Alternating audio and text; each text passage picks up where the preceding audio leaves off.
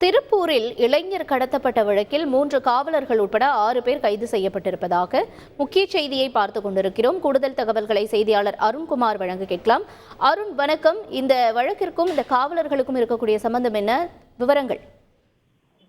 வணக்கம். திருப்பூர் தாராபுரம் சாலையில் திண்டுக்கலைச் சேர்ந்த பவித்ரன் என்பவர் சமூக வலைதளங்கள் மூலமாக தனது மனைவியை பாலியல் தொழிலில் ஈடுபட்டு வந்தார். இந்த நிலையில் கடந்த 21ஆம் தேதி பெண்ணிடம் வாடிக்கையாளர் போல காவல்துறையினர் வீட்டுக்கு சென்றனர். இதைத் தொடர்ந்து அந்த பெண்ணின் கணவர் மற்றும் செல்போனை எடுத்து சென்று அந்த பெண்ணிடம் 2 லட்சம் பணம் கேட்டு மிரட்டியுள்ளனர். இதைத் தொடர்ந்து அந்த பெண் நல்லூர் காவல் நிலையத்தில் புகார் கொடுத்துள்ளார். விசாரணையில் கடத்தல் சம்பவம் உறுதியானதை அடுத்து திருப்பூர் ஆயுதப்படை காவலர்கள் கோபால்ராஜ், சோமசுந்தரம், நீலகிரி மாவட்ட காவல் நிலைய காவலர் லட்சுமணன் மற்றும் இவர்களுக்கு உதவிய ஜெயராமன், ஹாரிஸ், அருண்குமார் என 6 பேரை நல்லூர் போலீசார் கைது செய்துள்ளனர். உங்களுடைய தகவல்களுக்கு நன்றி அருண்.